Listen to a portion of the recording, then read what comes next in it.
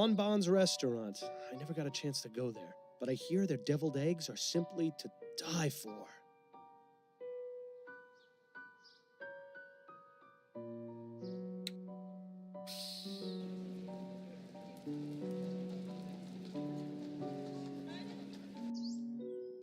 You are aware this is private property, sir? Yes, I'm Miles Fordham, private investigator. I'm looking into the incident involving Madame Dupre. I assume this is she? You assume correctly, Mr. Fordham. My apologies, but I thought the police had already made an arrest. That's right, but there's still some doubt as to the man's guilt. May I ask your name, sir? I am Dr. Fellows, Madame Dupre's private physician. I'm afraid she is in no state to be answering questions at present. Are any other members of the family home? Her son, Mr. Montgomery, is in the entrance hall. I had to give him a mild sedative to settle his nerves, but he should be all right to converse. Then if you don't mind, I'll have a look around. Her eyes are glazed over, and she's got a vacant, expressionless stare. She seems completely oblivious to her surroundings. If we didn't know she'd been buried alive, I'd say she was just exhibiting the typical symptoms of your average rich person. This fountain probably looked nicer when it was working, but right now it's just a breeding ground for mosquitoes.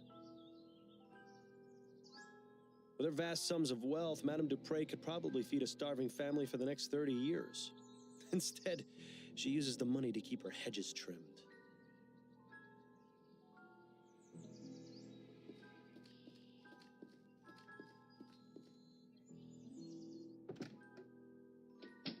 Oh, hello. Are you the new servant? No, I'm Miles Fordham. I'm a private investigator looking into your mother's attempted murder. How did you know I was her son? Oh, of course. You must have sensed it with your detective's intuition. I should have guessed by that giant head of yours. Are you feeling all right, Mr. Montgomery? Yes, I'm fine. Much better than when those pesky police officers were snooping around earlier. But I like you, Mr. Fordham. I can already tell you're not like them at all. Please, call me Andrew. Yes, well, I'll have a look around, and I may need to ask you some questions. Do you think you can handle that? I can. In fact, I really look forward to it.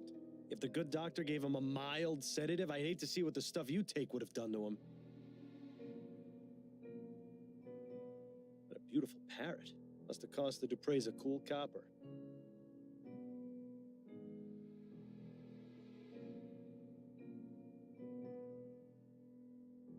Dupre looks like she's holding on to that poor bastard for dear life.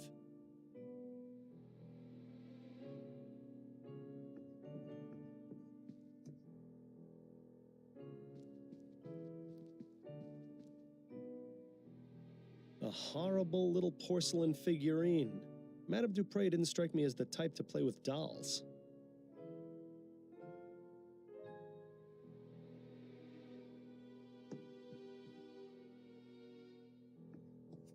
Goodness, someone went overboard with the flowers. This brings back some memories, doesn't it? Ones I'd rather forget.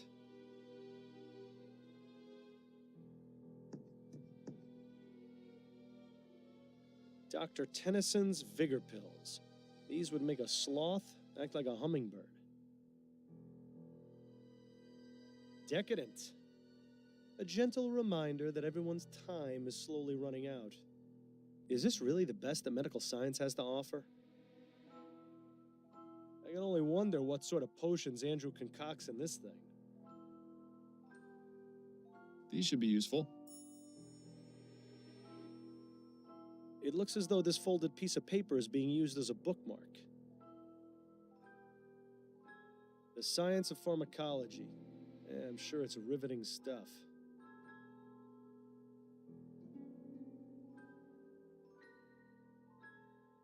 What in the ether is that thing supposed to be? Actually, I'd rather not know.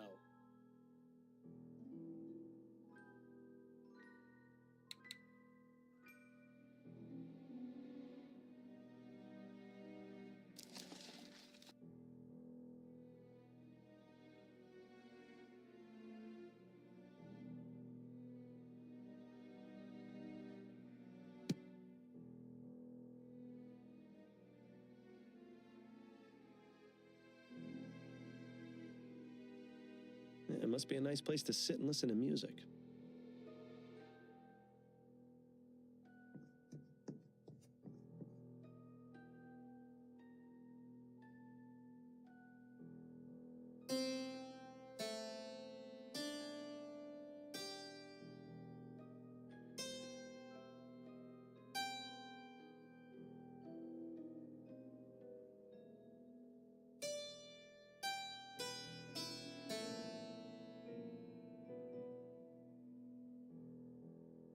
I don't know much about art, but I see Madame Dupre and I at least have similar tastes. Oh, look, it's one of those new audio cylindergraphs. I can't quite wrap my head around how they can manage to get sound out of a wax cylinder. Why would anyone need so many flowers in one room? Perhaps it's to mask the odors of those chemicals on the workstation. Could be.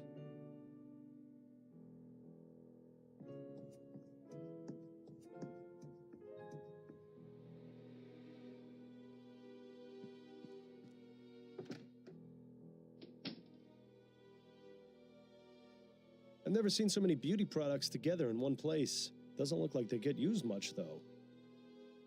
Juliet really likes plants and flowers, doesn't she?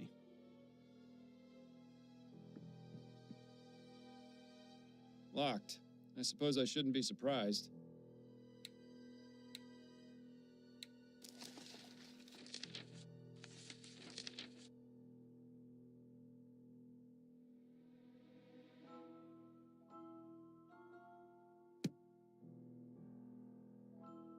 Locked.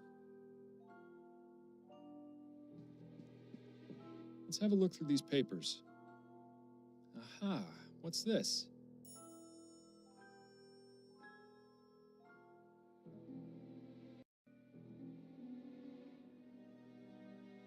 So, Juliet is renting a room in the Chum.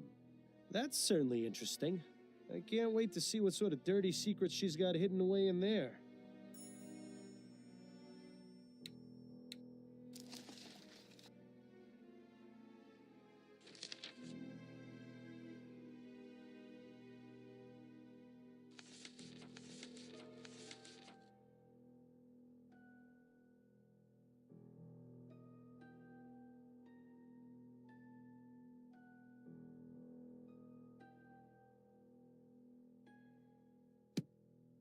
Well, someone's fancy.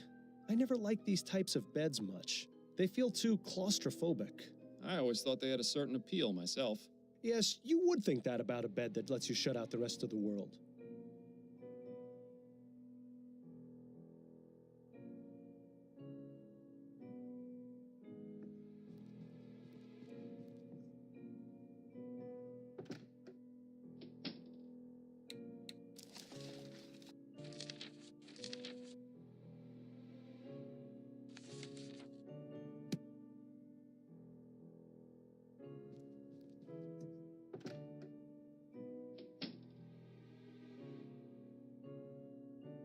A much younger Madame Dupre. I suppose that's a nice alternative to a mirror. Ooh, a fainting couch. You know, I always wanted one of these, but I never fainted enough to justify buying one.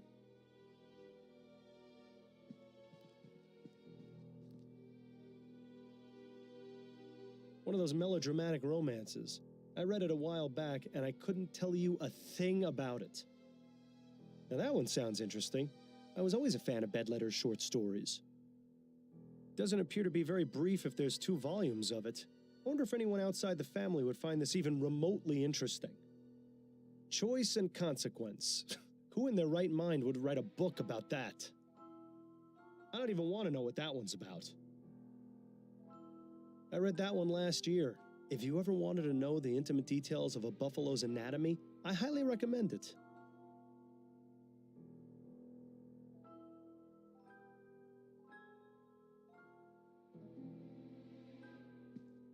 It would appear that Madame Dupre was taking music lessons.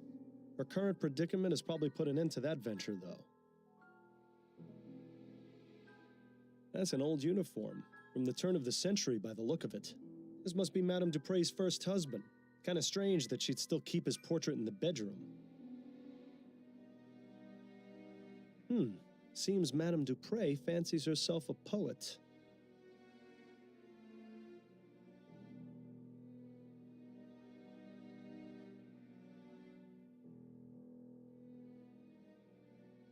Well, that was life-changing.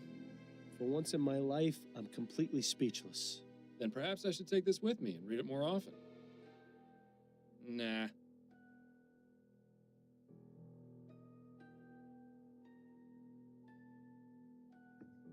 You've got some huge bags under your eyes, Miles. Reminds me of the case we had on that strange train. Don't remind me.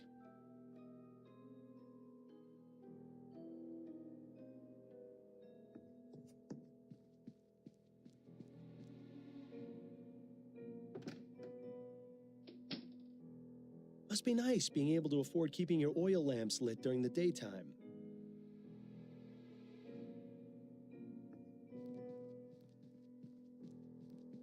This is always my favorite part of detective work. Nothing inside but a bunch of extra doilies. How disappointing. Maybe you should steal one, just to spite Madame Dupre for not giving us any good clues. No, Bill. You're no fun, Miles.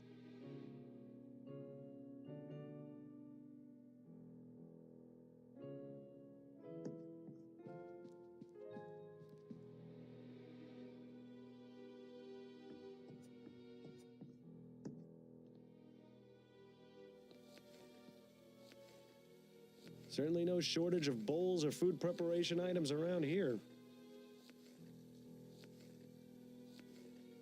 Some kind of water dispensing device, maybe? I was never very good at finding my way around the kitchen.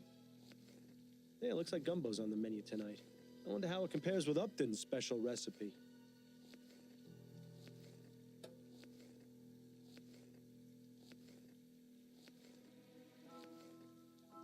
It's times like these make me wish I could still eat. Pardon me, miss. What? Who are you? I'm Miles Fordham. I'm investigating the attempted murder of Madame Dupre. Oh, I'm sorry, sir, but I'm very busy. I can't help you.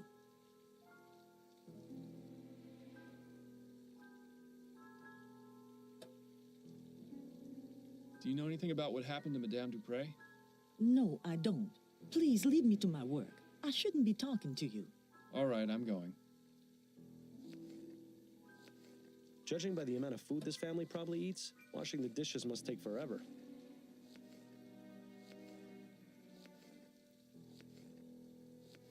Looks like the type of spices you'd use in a stew. Most likely paprika or turmeric. Nice variety of reds and oranges.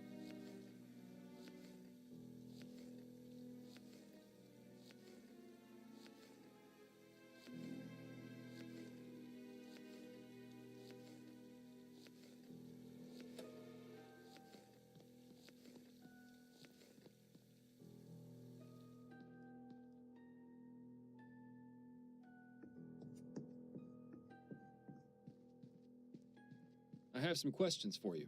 Oh, goody. What can you tell me about Madame Dupre? She came back from the dead. I couldn't believe it. My mother, resurrected, just like Jesus. Yes. I heard you're the one who accused Mr. Martin of the crime. Oh, no, I already talked to the police about that. I don't want to think about it right now. That's a rather exotic bird you've got. I like looking at him. He has such pretty colors, doesn't he? That he does. You know, I've always wondered what he might taste like. Is that bad, do you think? I really couldn't say, Mr. Montgomery. How do you typically spend your days, Mr. Montgomery? What are your interests? Oh, a little of this and a little of that. Nothing as exciting as what you do, I'm sure. Ooh, tell me, do most bad people start crying when you catch them? I'll bet it's a laugh riot to see them sobbing away. No, Mr. Montgomery, most of them don't. Well, that's a real shame, isn't it? What can you tell me about your sister, Juliet? I'm reminded of a famous quote, Mr. Fordham. Parting is such sweet sorrow. Let us part on good terms and avoid the subject altogether, please. Thanks for your time. No, thank you for yours. This is ridiculous. He won't be of any use in this state. If it takes him as long to snap out of it as it takes you, we'll be waiting around here until noontime tomorrow. There has to be a way to bring him back to his senses. Maybe that quack outside knows something of use.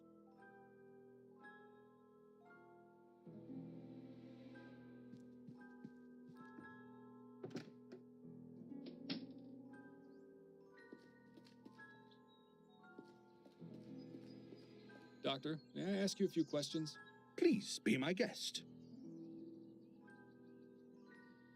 May I ask exactly what kind of sedative you gave Andrew? A simple tincture of laudanum. It's what He seems a bit out of sorts. Hot? Meat kettle. it can have that effect, but it usually wears off in half a day or so. Is there a way to bring him out of his condition sooner?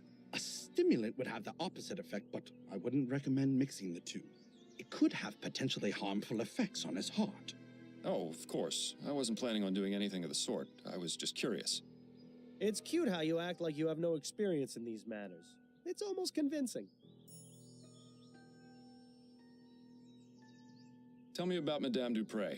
She is a great woman and a pillar of the community. I cannot imagine why something like this could happen to her, or how someone could be capable of such a barbaric feat. Though this ordeal has been terrible, I am confident she will overcome. The power of her physical constitution is surpassed only by her strength of character. Do you think he'd say the same things if he wasn't on her payroll? I highly doubt it. What were the circumstances surrounding Madame Dupre's supposed death? Her son, Andrew, sent for me a few days ago after finding her unconscious and unresponsive. As I was unable to detect a pulse or breath, I had no other recourse but to declare her deceased. I judged that Madame Dupre had likely suffered a sudden cardiac arrest. It was most shocking to be proven wrong at a funeral. I can imagine. Where was the funeral held, by the way? St. Denis Cemetery. Madame Dupre wished to be interred in the tomb of her father's family, name of Chesterton. Perhaps I'll go have a look. Did you examine Madame Dupre after she reanimated? Of course. Physically, she appeared to be in fine health aside from minor dehydration. I found no marks or bruising on her body. Mentally is a different story, however. She's remained in an unresponsive state ever since. Do you have any opinions on what caused Madame Dupre to appear dead? The most likely cause I can imagine is some sort of poison or toxin. What leads you to believe Madame Dupre was poisoned? The symptoms she experienced were consistent with prior cases of poisoning I've studied. And didn't the young man arrested have ties to some kind of black magic cult? There have been reported cases of these practitioners using poisons to make people appear dead, then commanding them to do their bidding. I recall reading about a man in the West Indies who was given tetrodotoxin, that's the toxic secretion from a pufferfish, declared dead and buried. He appeared alive in his village some 20 years later. Doesn't that seem a bit far-fetched to you, Doctor? Facts are facts, Mr. Fordham. Surely someone in your line of work can appreciate that. How long have you been Madame Dupre's private physician? 5 years, and I've been practicing medicine for the past 30. I still spend a couple of days a week treating patients at Riverview Asylum. Oh, good. Maybe if you're lucky, he could be your doctor someday. 30 years is quite a long time. You must have seen some incredible advances in the field of medicine. I have, yes. I can only wonder how things will change with all this talk of ethericity. There's speculation it can be used to restore necrotic tissue and instantly heal broken bones, among other things. If you ask me, a good bloodletting will never go out of fashion. Those are all the questions I've got for now. I hope I answered them adequately. Her eyes are glazed over, and she's... If we didn't know she'd been buried alive...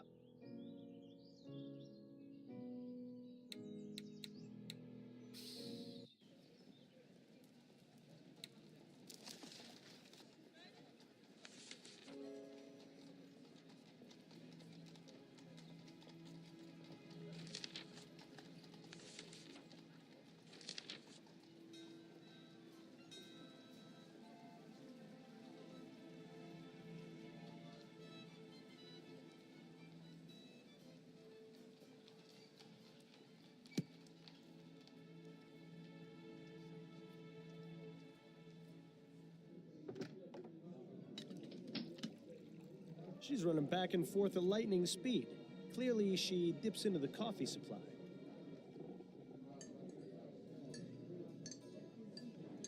Seems like they have a little something for everyone in here. Best avoid that one. He looks like he might tip over at any moment. Reminds me of when I was alive. Ah, good times. Just one of many patrons contributing to the oppressive thug in here. Judging by the sooty apron, this man is either a metal worker, a chimney sweep, or just really lazy when it comes to washing.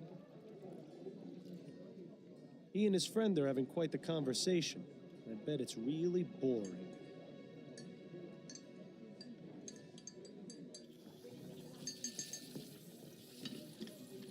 Can we talk?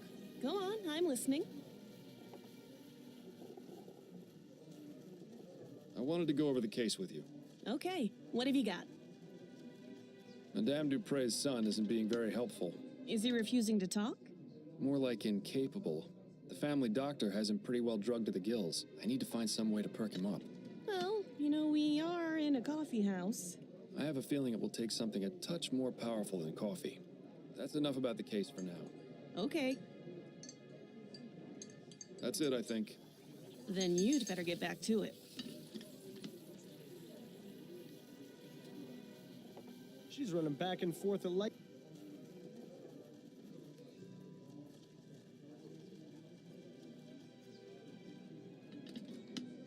If this is how they store their coffee beans, it's probably a better idea to ask for tea.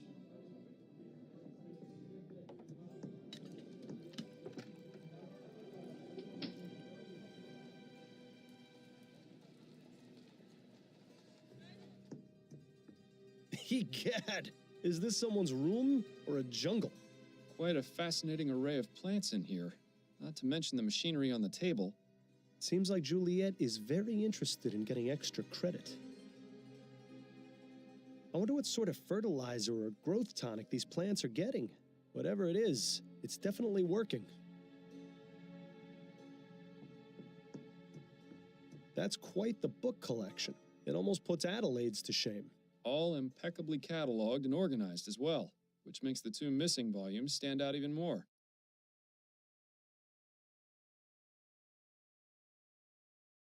Those are the most vibrant flowers we've seen in a while. I bet they smell extra strong. Yes, they certainly do. It's a good thing you're the one with the nose.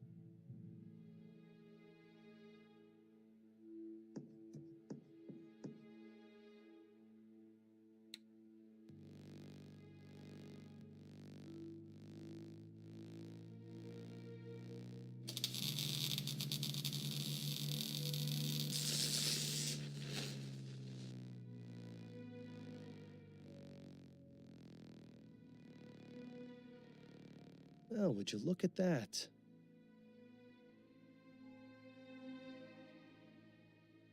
Etheric pressure. What a bunch of nonsense. Well, now, this is interesting.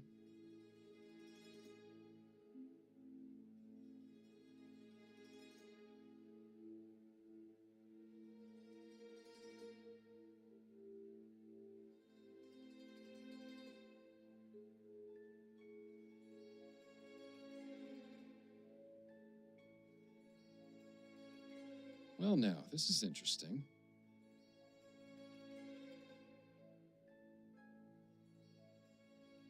Just a bunch of technical nonsense. I can't understand a word of it.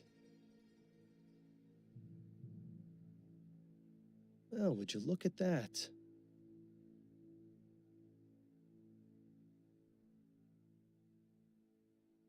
I'm guessing they're probably full of more scientific equipment or plant-related stuff. They appear to be scientific scribblings. I can't make heads nor tails of them. That makes two of us. They appear to be That makes two of us.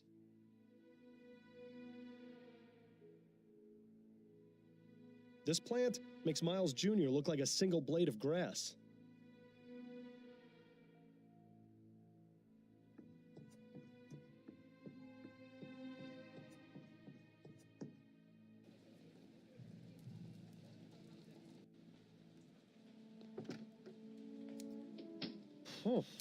It's as though we've journeyed to the tropics. I don't know how you can stand to keep that coat on in here. Those flowers are definitely not native to this area. They seem to be thriving in their glass tubes, though.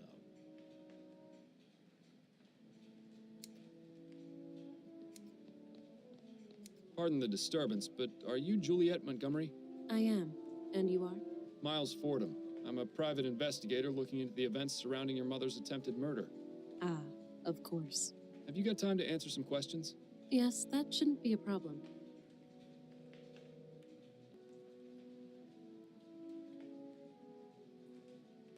Do you know anything about the events leading up to your mother's premature interment? No, it was a complete shock. Mother seemed to be perfectly healthy and full of life. Then, without warning, she was dead. Or so we thought. I take it you were glad to be wrong? What a ridiculous question. Of course I was. What sort of heartless beast would celebrate their mother's death? Oh, I could name a few. Juliet definitely didn't shed any tears over Madame Dupre, though. That much is obvious. Miss Montgomery, you don't have to lie to me. I'm not going to assume you tried killing your mother just because you weren't upset by her death. I felt terrible about it. You have to understand, I didn't want her to be dead. I just felt a sense of relief. Please, don't think me a horrible person, Mr. Fordham. It's just that Mother and I aren't currently on the best of terms. Why don't you and your mother get along? We've never completely seen eye to eye on anything. She always disapproved of anything I did. When I was younger, she used to forbid me from speaking to the servants. I saw no harm in a kind word or smile, but she warned us that if we were too familiar, they would take liberties. Then when I declared my intentions to pursue academic studies, she really went livid. In her opinion, a university education was tantamount to a chastity belt. What sort of man would want a wife with a head full of useless facts, she'd say. Personally, I've always found intelligence to be quite attractive. I assume your mother didn't approve of your involvement with Mr. Martin? A rather forward question, Mr. Fordham. But you're not mistaken. I'm not sure how she managed to find out about Albert and me, but when she did, she nearly had a conniption.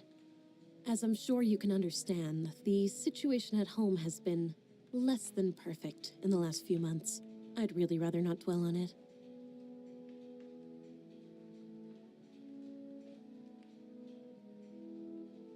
What can you tell me about your brother? Andrew, Mama's precious little boy. If you've met him, you pretty much know all you need to. He's had the whole world handed to him on a silver platter. But he's in for a rude awakening someday. Mother can only provide for him for so long. You mentioned you were friends with the servants. Yes, that's right. I didn't care that they worked for us. Everyone needs a friend. Did your mother ever mistreat them? Mistreat? No, I wouldn't say so. She was always very stern, though, and quite cold. If they ever shirked their duties or misbehaved, they were punished, of course, but nothing out of the ordinary that I ever saw. Most of the servants are my friends, but I'm closest with Amelie, the kitchen maid. Mother wasn't too happy about that. Amelie's been around as long as I can remember. She's like the aunt I never had. Do you know anything about ethericity, Miss Montgomery? You surprised me, Mr. Fordham. I had no idea someone of your profession would know or care about something like that. I've found that it pays to be open-minded. To answer your question, yes, I am familiar with the theory of ethericity. In fact, it's recently become a focus of my studies. Despite what the newspapers have been reporting, it's already possible to access it in small quantities from the air around us. Have you conducted any experiments? No, my research has been purely theoretical. I don't have the means to do anything practical, I'm afraid. Deceiver, dissembler, her trousers are alight. I can't understand why Juliet might not want to make her research public, though. Miss Montgomery, please don't lie to me. I know you've been conducting experiments with ethericity. I've seen the room you're renting on Forest Lane. What? But how?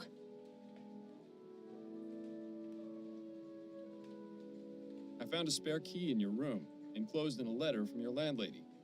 You went through my room? Through my private things? How dare you? It's part of my job, Miss Montgomery.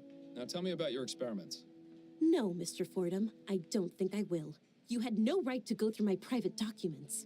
and I'm not legally obligated to tell you anything. So kindly drop the subject before I decide to press charges against you for unlawful entry. Ooh, touchy, isn't she? Although, it's generally not a good idea to tell people you went through their things. So, you study botany. Fascinating subject. Are you an admirer of plants, Mr. Fordham? My wife has the green thumb in the household, but I do have a certain appreciation for them. Plants are amazing things, just like people in many ways. How do you mean? They need attention and care. Ignore a plant, and it will wither. Give it too much attention, and it will become sick. Plants have many things to teach us, and I greatly enjoy learning from them. What can you tell me about Albert Martin? I'm not quite sure where to begin. Why not start by telling me what your relationship with him was? We met here at the greenhouse. He was working as an assistant, sweeping and cleaning and fetching things for the students. My focus was on academics, naturally. I wasn't too interested in romance. In fact, I've had to turn away nearly every single one of my classmates. But with Albert, I found myself intrigued. I noticed him stealing glances, lingering just a bit too long after bringing over a book or flask, sweeping the same patch of floor near me over and over again. It wasn't too long before I had him bringing me tools and equipment, regularly. I see. As I mentioned, Mother was an absolute terror when she found out. Do you believe Mr. Martin did what he stands accused of? I'm not entirely sure. It doesn't seem like him, but Albert can be quite passionate. If the police believe he's to blame, then they must have a reason for it. It wasn't any secret that he hated Mother. Perhaps I should have ended things sooner. It was satisfying to know that Mother was displeased, but I never imagined it would lead to something like this. Well, it's nice to see she's all heart. These plants are impressive. Are they yours? Yes, I've developed a method to make them extra healthy and strong. They're larger than anything I've ever seen. How do you do it? But I can't reveal my secrets, Mr. Fordham. The world will hear about my discoveries soon enough. Incidentally, do you know anything about Easter lilies? No, I don't keep or grow those here. No more questions for now. Then if you don't mind, I have work to do. One of those cute little Japanese trees that are all the rage these days. Personally, I don't see how giving a tree a haircut is meant to be relaxing. Judging from that pipe, that contraption must be used to keep the plants hydrated. It looks like a giant earwax remover to me.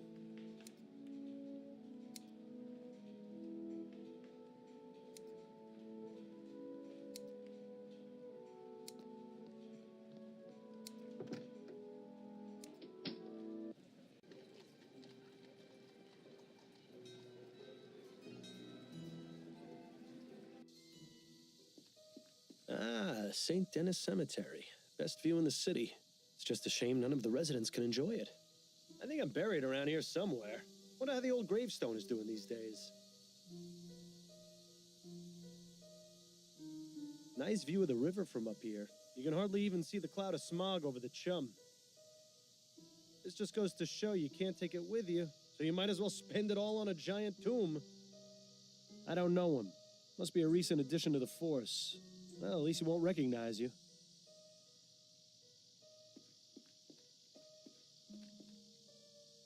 This just goes to show... Good day to you, officer.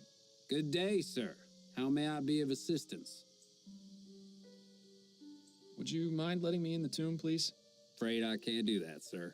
This tomb is currently part of a police investigation and ain't available for visits until further notice.